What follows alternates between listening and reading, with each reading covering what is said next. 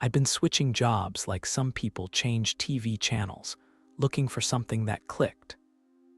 That's how I ended up taking a gig as the overnight operator at a local radio station.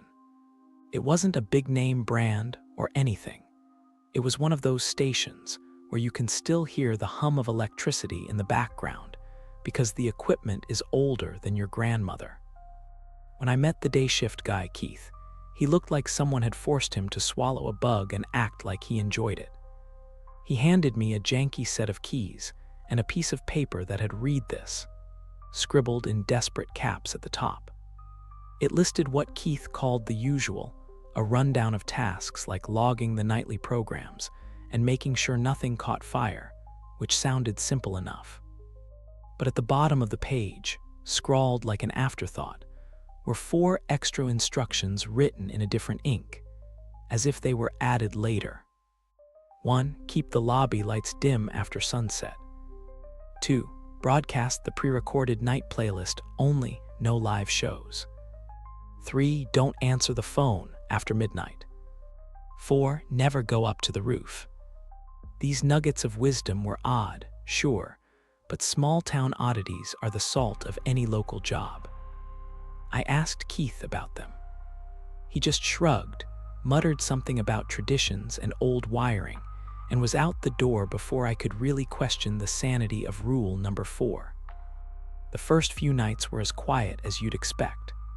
The station was a cramped, slightly moldy testament to the 80s, nestled between a closed lumber yard and a rundown diner. The playlist was a mix of soft rock, old country tunes, and every now and then, a jingle that sounded so out of place it made me jump. Initially, it was almost cozy, sitting in my little booth with a lukewarm cup of coffee, the flicker of the dying overhead light lulling me into a routine. By the end of the first week, I noticed the smell. It wasn't the stale coffee or the musty air from the ancient AC. This was something distinct, like wet earth and burnt metal, conflicting yet binding in a way that made my nose wrinkle. I chalked it up to the building's age and my overactive midnight imagination. Then there was the lobby. Rule 1 was to keep the lights dim, which I followed without question at first. But one evening, in a bout of irritation from the incessant flickering, I flipped the switch, flooding the room with fluorescent light. The intensity seemed to shift the very atmosphere. The air felt tighter, heavier, like I was suddenly underwater. After a few uneasy minutes, I dimmed the lights again, and that oppressive feeling lifted. I decided not to try that again. My curiosity about the roof grew each night I spent below it, its presence almost oppressive, like a silent observer. There came a night, maybe 2 weeks in, when the playlist stopped abruptly. Dead air, a cardinal sin in radio. I fumbled with the controls, but the system was unresponsive. I was about to give up when I heard it, faint but unmistakable above me. Footsteps. Deliberate, slow, pacing across the rooftop in a steady rhythm that made my heart match its beat. That's when the phone rang, shattering the silence. I jumped, knocking over my coffee. The clock glowed 12:03 a.m. Rule 3 flashed in my mind like a neon warning. Hands shaking, I let it ring as I stared at the receiver, struggling with the urge to answer it, maybe even more so to not climb the stairs to the roof and just look. I had to know. The ringing stopped, the footsteps ceased. The playlist stumbled back to life with a wheezy moan of the old machinery restarting. It felt wrong standing there, the weight of unseen eyes pressing down from the dark mass of the roof above. For all the strangeness, the message was clear. There were rules for a reason, and something about the night, about this station, demanded they be followed. I knew I should let it go, let the oddities remain as quirks of an old building and an even older town. But the next time I glanced at the roof access door, a small, dirt-stained envelope lay in front of it, as if challenging my resolve. Inside, written on greasy paper, were 2 words: "Come up." Temptation mixed with terror in a sickening knot. I had rules to follow, after all, and yet. Temptation mixed with terror in a sickening knot. I had rules to follow, after all, and yet here I was, standing at the brink of breaking every single one of them because of a simple, twisted curiosity. The floorboards creaked a warning beneath my hesitant steps, voicing their old and weary protests as I approached the door left ajar at the end of the hallway.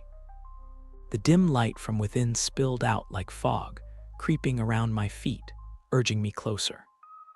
I told myself just a peek, just to see, then I'd turn back. The rules were clear. Do not open what is closed.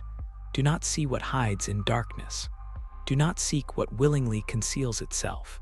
And above all, do not venture into the old house alone at night. Yet here I was, all my warning. Tossed aside like the dead autumn, leaves skittering across the porch outside. My hand pushed the door open with a trembling eagerness that betrayed my surface calm. The room smelled of old paper and decay, a scent heavy with time and neglect. Shadows clung to the corners like cobwebs, and the air was thick enough to carve. My first mistake was dismissing the way the darkness seemed to move, undulate, almost breathe as I stepped in.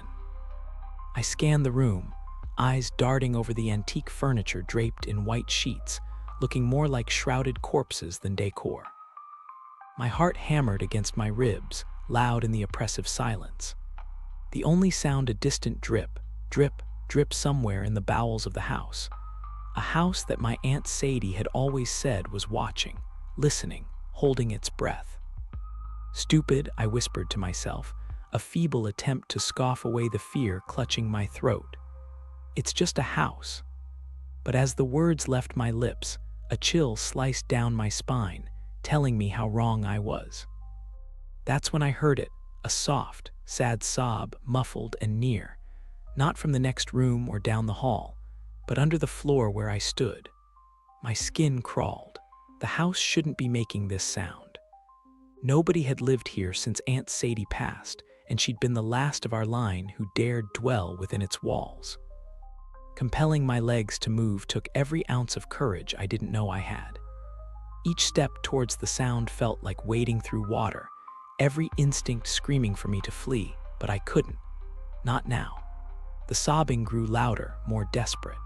Was it a trapped animal, or perhaps something else? The sort of something that obeyed none of the natural laws, but those whispered in old wives' tales and cloaked in superstition. Halfway across the room towards the sound, my foot caught on something. The sound of ripping cloth shattered the heavy silence, and I looked down to see a portion of the white sheet had tangled around my shoe, the sheet that covered what? In dread, I reached down, hands trembling as I pulled the fabric away, expecting the worst. Empty air, not a piece of furniture as I'd assumed, but an open hatch leading down into blackness. The sobbing was clearer now, echoing up from the depths below. It wasn't just sad, it was pleading. Gathering the remnants of my frayed nerves, I took the old, wrought iron lantern hanging by the door, its oil long since dried up. I grasped my phone instead, the lead light cutting a swathe through the gloom as I aimed it down into the hatch. Stairs, old and wooden, spiraled down into the darkness. Descending them felt like walking into the very bowels of the earth. With each step, the air grew colder, the sobbing louder. My heart raced, every small sound amplified in the tight space around me. The walls seemed to close in, suffocating, alive with 1,000 ancient whispers. When I reached the bottom, I found myself in a low-ceilinged room that was impossibly large, the boundaries obscured by darkness. The sobbing stopped abruptly, replaced by the heavy, thick silence of the room. I held my breath, listening, waiting. A scuffling sound. A shadow darted just beyond the edge of my light. Then silence again, choking and complete. I swung the phone around, the light slicing through the dark in frantic arcs. "Hello." My voice was a stranger's, distorted and small in the sprawling shadow. The silence mocked me. But it wasn't just void of sound. It was expectant, pregnant with something unnamed and dreadful. As I stood frozen, trying to will myself to move, to leave, to run, my phone flickered once, twice, then died, plunging me into an abyss of darkness. In that darkness, a breath whispered against my ear, close and humid, "You shouldn't have come." Panic clawed at my throat, raw and savage, as I stumbled backward, the rules echoing like a curse in my mind. But it was too late. I had sought what freely hides. I had seen what dwells in darkness.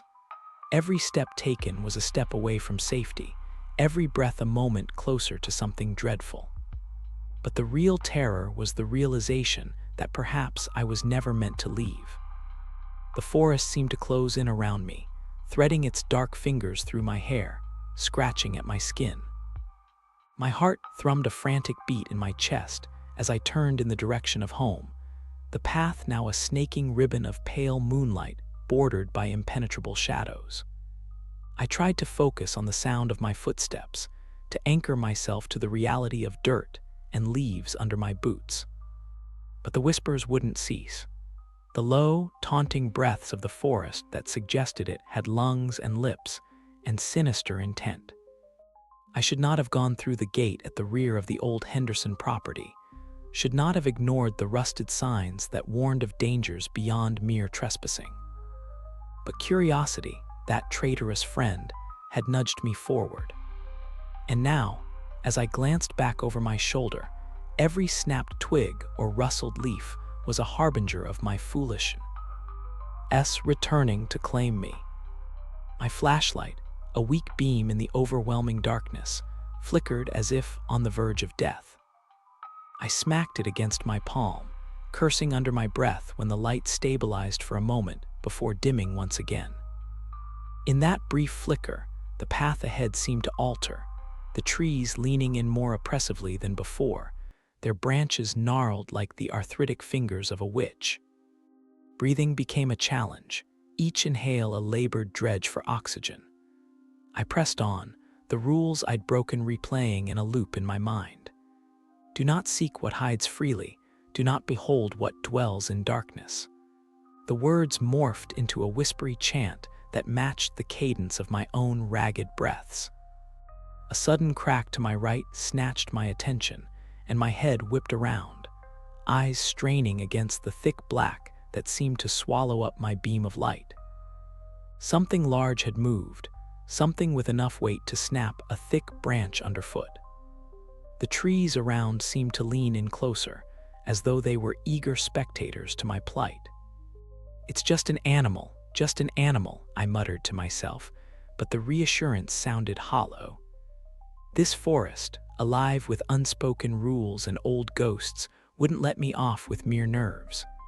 No, it demanded more. I quickened my pace, my boots slipping occasionally on the loose, wet leaves below. The path began to slope downward, winding deeper into the guts of the forest. I told myself that it was a shortcut, that I knew this part of the woods. But the truth gnawed at my resolve. I was lost, circling deeper into its digestive tract. As I rounded a particularly dense thicket, the air stilled ominously. The forest held its breath, and I too stopped dead. The ground before me was covered in a carpet of bones, small and white, glistening in the thin moonlight. My stomach lurched, bile rising in my throat as I realized they were mostly small animals, but unmistakably interspersed among them were larger, human-like bones. A cry escaped me, half sob and half scream, and immediately I clapped a hand over my mouth. The sound, loud and shattering in the silence, felt like a final surrender to the night. I should run, I should move, but my feet might as well have been encased in the cold, clammy soil. Then, just as I thought the forest would claim me, a soft glow emanated from ahead, not the harsh white of my failing flashlight, but a warm, pulsating orange. Firelight. The sight of it sparked a sliver of hope, propelling my feet forward. The trees began to thin, revealing a clearing where a small fire crackled in a rough stone circle. No one was around it, but the sight of something so human, so normal, eased a fraction of the tension from my shoulders. Approaching the fire, the warmth kissed my chilled skin, coaxing me closer. Yet as I neared, The ground beside the fire pit shuddered, the earth pulsing as if a heartbeat below. I staggered back, horror rooted at the realization that the forest wasn't just around me, it was alive beneath me too. From the fire, a shadow stretched, elongating unnaturally into a humanoid shape. It reached toward me, a silent plea or a threat, the distinction unclear. Frozen by the sight, I knew the rules I'd mocked were not merely tales. They were warnings. And as the shadow's fingers brushed mine, cold and intangible yet undeniably real, the fire flickered out, plunging me into a darkness complete and absolute. In the oppressive black, the forest whispered its rules once more, knowing I was too deep to ever forget them again. In the oppressive black, the forest whispered its rules once more, knowing I was too deep to ever forget them again. As the murmurs faded, swallowed by the dense thicket, only the sinister rustle of leaves underfoot accompanied me. Despite my best efforts, the murky fingers of fog crept closer, tightening around my already constricted chest. Each breath felt like a negotiation between life and the stifling air. I pressed on, my boots squelching in the unseen mud below, the vague moonlight barely piercing the overgrowth. My flashlight, a feeble beacon against the pervading darkness, flickered ominously. I tapped it against my palm, urging it to clarity, but it only sputtered, reflecting my own wavering resolve. Just as panic began to gnaw at the edges of my mind, a sharp crack pierced the silence. My head whipped around, heart hammering against my ribcage. For a moment, everything was still, too still, as if the forest itself was holding its breath. Then, another crack, closer this time, followed by a low, dragging sound. Leaves and twigs crunched under a weight that was decidedly not my own. I froze, every instinct screaming for me to run, yet my feet might as well have been rooted to the forest floor. The sound approached, an irregular rhythm of dragging and stopping. Dragging, and then a potent silence. I could almost feel the gaze of whatever lurked just beyond the frail circle of light from my dying flashlight. With a surge of reckless courage, or perhaps it was sheer terror, I called out, "Who's there?" My voice sounded small, swallowed up by the woods. The dragging stopped abruptly. Silence stretched, taut as a bowstring before the arrow flies. Then, a whisper, not in the leaves, but clear, dreadfully close. "You know the rules, yet you call out." A chill that had nothing to do with the night air ran down my spine. Somehow, I managed to move, my feet carrying me forward in a clumsy, fearful run. The forest blurred around me, a muddled tapestry of shadows and whispering branches. The light from my flashlight dimmed further, until it was no more than a glow, barely illuminating the tangled path ahead. As I stumbled through the undergrowth, the eerie whisper seemed to echo in the trees, a chorus of unseen mouths, too deep to forget, too deep to leave. This mantra pulsed in the air, syncing with my frantic heartbeat. Daring a glance back, I wished I hadn't. In the scant light, figures, dark, distorted shapes of what might once have been human, shuffled forward. They moved as if the forest controlled their very limbs, jerky and unnatural. My breath hitched, and for a moment my legs refused to obey. But fear lent me a fleeting strength, and I surged forward, deeper into the heart of the woods. Ahead, the faint outline of an old cabin materialized through the fog. Its windows were dark, the door slightly ajar, swaying gently as if inviting me in, or was it something inside trying to get out? I had two choices: face the grotesque parade behind me or seek refuge in the cabin. With a desperate, strangled sob, I chose the latter, hurling myself toward the door. Inside, the air was musty, thick with the scent of decay and old secrets. I slammed the door shut, the sound echoing ominously through the empty room. My back pressed against the wood, I slid to the floor, the cold seeping through my clothes. My flashlight flickered its last and died, leaving me in suffocating darkness. Breathing hard, I listened. The forest was quiet now, suspiciously quiet, as if it were holding its breath. I was about to stand, to try and find something, anything, to barricade the door, when a new sound reached my ears. Not from outside the cabin, but beneath me. A slow, deliberate scrape, like something dragging itself across a dirt floor.